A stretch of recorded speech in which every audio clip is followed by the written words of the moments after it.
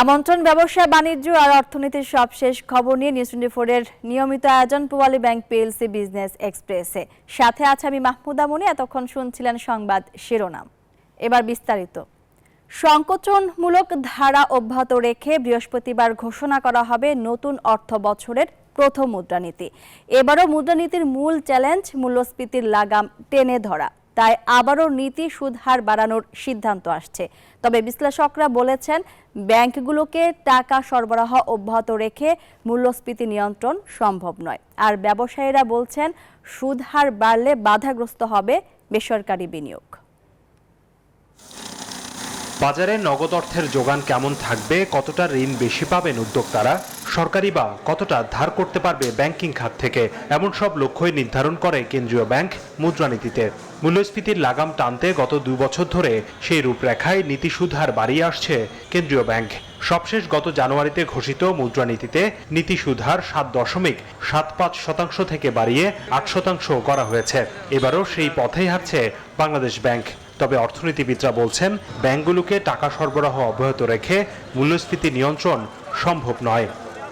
এই যে শর্তহীন liquidity support দেয়া হচ্ছে দুর্বল ব্যাংক যাদের তারল্যের সংকট আছে, এটা বন্ধ করতে হবে। বাংলাদেশ ব্যাংকের প্রায়োরিটি হওয়া উচিত মূল্যস্ফীতি নিয়ন্ত্রণ।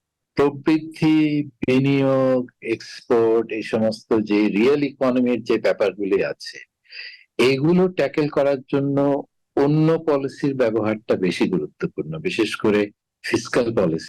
নীতি সুদ হার বাড়ানোর ফলে ব্যাংক ঋণের সুদ হার এখন সর্বোচ্চ 16% ছুঁয়েছে।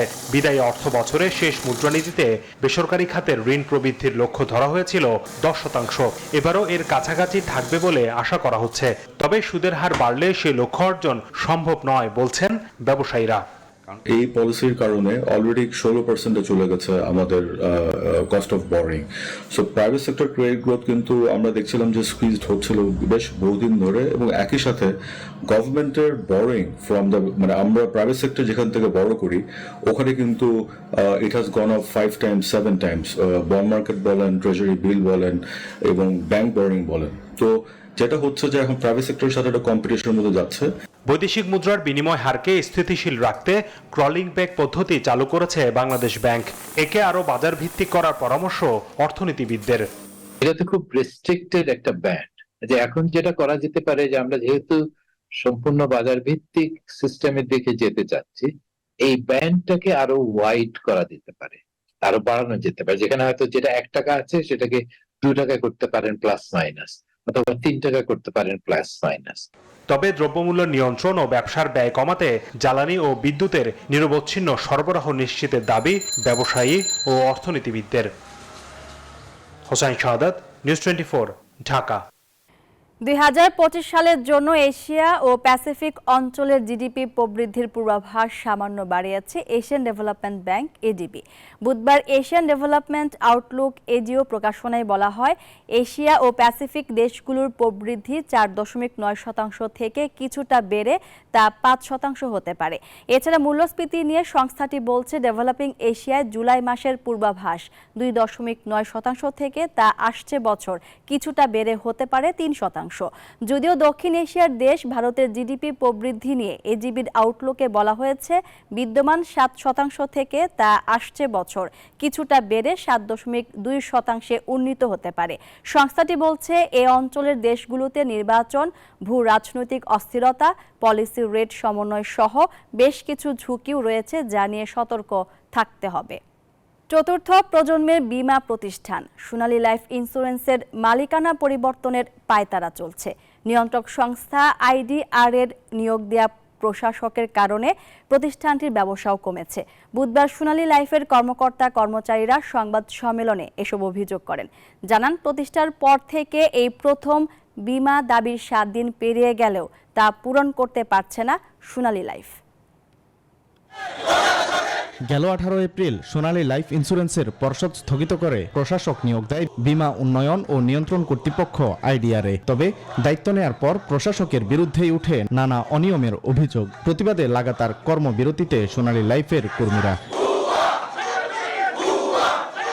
বুধবার আয়োজিত সংবাদ সম্মেলনে কর্মপরিবেশ নষ্ট করার অভিযোগ তোলেন কর্মীরা। পাশাপাশি নিয়ম বহির্ভূতভাবে বেতন ভাতা গ্রহণ করছেন প্রশাসক, এমন অভিযোগও তাদের। স্বাভাবিক নিয়মে 6 মাসের কম সময়ে উৎসব ভাতা না পাওয়ার বিধান থাকা সত্ত্বেও 7 কর্মদিবস ও তার কয়েকদিন বেশি চাকরি করেও প্রশাসক ও তার সহযোগীরা পূর্ণ বেতন সহ ঈদ বোনাস অনৈতিকভাবে নিয়ম বহির্ভূতভাবে গ্রহণ করেন।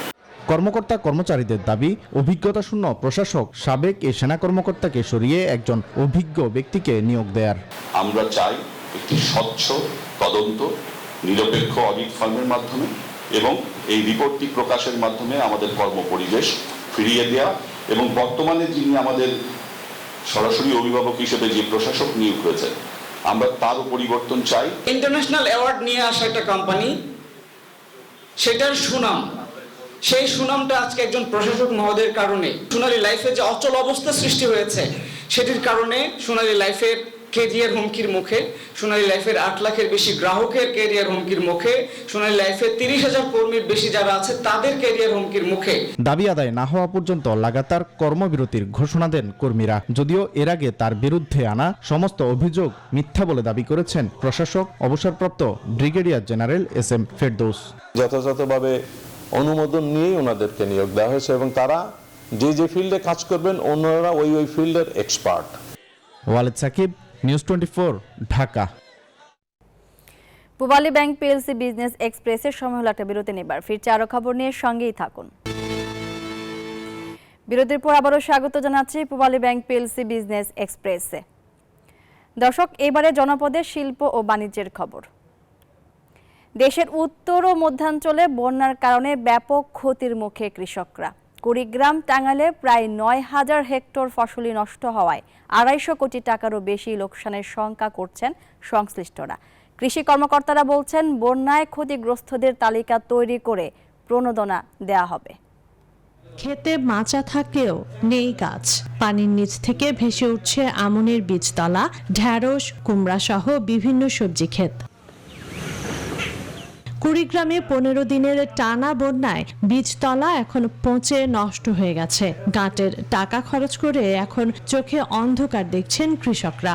এখন কি করা যাবে এই বিছনের অবস্থা, যে পরে ভবিষ্যৎ বলতে কি আছে আল্লাহ ছাড়া কেন জানে না। 17-18 ধানের বিছন পাচ্ছি, এক এক করে 2 বের বানে আসি যে খায়া গেল।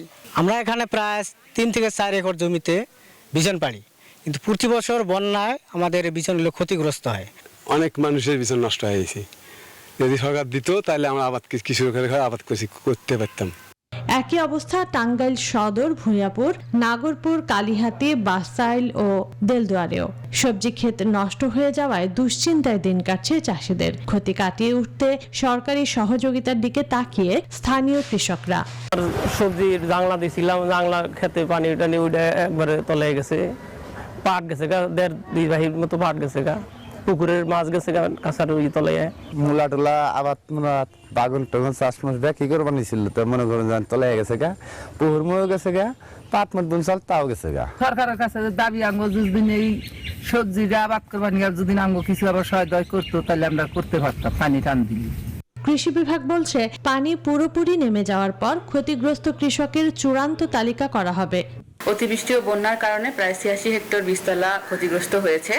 আমরা ইতিমধ্যে ক্ষতিগ্রস্ত কৃষকের তালিকা তৈরির কাজ শুরু করেছি এবং আমাদের মন্ত্রণালয়ে আমরা বীজের চাহিদা প্রেরণ করেছি। আমরা ইতিমধ্যে কৃষি অফিসার সংশ্লিষ্ট উপজেলার তাদেরকে নির্দেশনা দিয়েছি যে তারা যেন এই ক্ষয়ক্ষতির পরিমাণটা নির্ণয় করে আমাদেরকে জানায় এবং আমরা এটা ঊর্ধ্বতন কর্তৃপক্ষকে আমরা অবহিত করবো এবং পরবর্তীতে কৃষকদেরকে পুনর্বাসন বা পুনর্গণনার মাধ্যমে সহায়তা পাবলে আমরা সেই ক্ষতিগ্রস্ত কৃষকদেরকে আমরা পুনর্বাসন করার চেষ্টা করব।